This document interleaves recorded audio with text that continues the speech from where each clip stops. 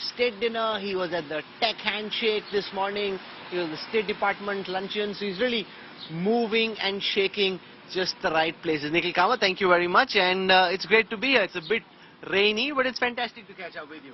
Thank you, Rahul. Thank you. So you must have been the youngest person who got invited because of what he's done, not because of any other association at the State Department. So there's Mukesh Ambani, Anand Mahindra, and you. A lot of people watching would be very jealous and saying, what's Nikhil doing? How's he getting these fancy tickets?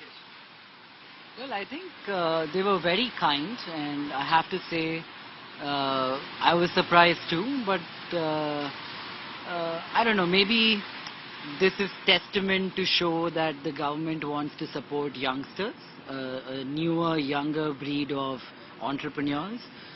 So I think it's something to kind of like be excited by, and I really cherish the experience. I learned so much from so many people that I met.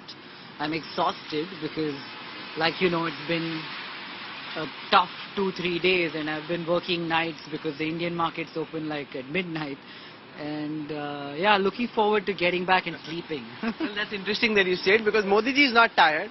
He's at it, bang bang, right? And Nikhil, like the youngest guy in the room, is saying, I'm tired, mera ho gaya, mujhe neend chahiye. I don't know how he's not tired. Like, I'll give you an example of this morning. We had a meeting which began at 9:30 a.m. and it finished at 12 something, where he spoke for a reasonable amount of time, and then from there we went to another meeting where he spoke again for a reasonable amount of time. Now at 4 p.m. he has gone to the Kennedy Center where he's making another speech, and his team was telling me they're going to go to Egypt later today, and then they're going to do the same thing all over again. I don't know where the energy comes from. Sure. Do you want to talk a bit about the tech handshake? Sam Altman, Sundar Pichai, Satya Nadella, all the movers and shakers there in that room. You were there too. How do you see this tech collaboration between India and the United States shape up from here? Yeah, I think many possibilities, many opportunities. There is a friendship which has kind of formed between our Prime Minister and the US President, which was evident for all of us in the room to see. They were really pally with each other and, you know, like joking and stuff like that. You got to see Biden's funny bone? Yeah, and he is quite funny.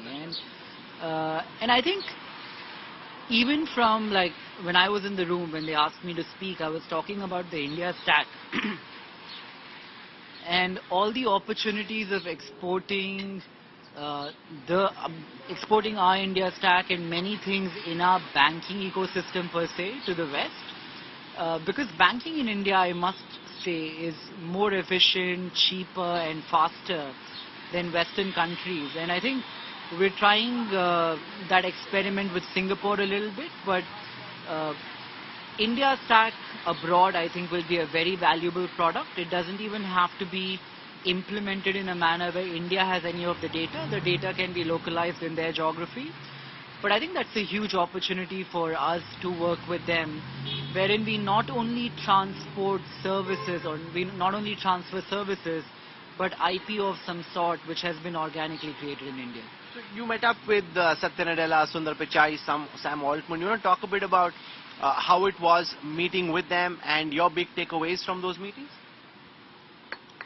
Well, each one of them had a different viewpoint, and so it was interesting talking to them about stuff I don't understand too well maybe, like generative AI, but each one of them, like be it Microsoft, Google or Sam Altman, they seem to be on the forefront of it. So, you know, Keynes once said the biggest problem, if we didn't have work, what would we do? The problem of not knowing what to do is a problem in itself, and it feels like when productivity is going to be taken away by whatever AI transforms to into the future, and a large section of society necessarily need not work in the manner that they work today. It's a very interesting use case, and one has to ponder about how the world, the socio-economics, even the geopolitics of the world change by virtue of something like that? Do we shift to some form of socialism with UBI and a bunch of benefits at the bottom and optional capitalism for the people who opt into it on top? How do the incumbent winners of capitalism transition? Because I'm guessing the transition will be most painful for them. And if there is a transition, how long is the transition, and how painful is the transition? So there are many, many questions for the day when generative AI in a manner can truly think. But I guess nobody knows. Everybody had a different viewpoint, and I think nobody agreed with the other. But these are very interesting questions for even us to ponder, people who don't know.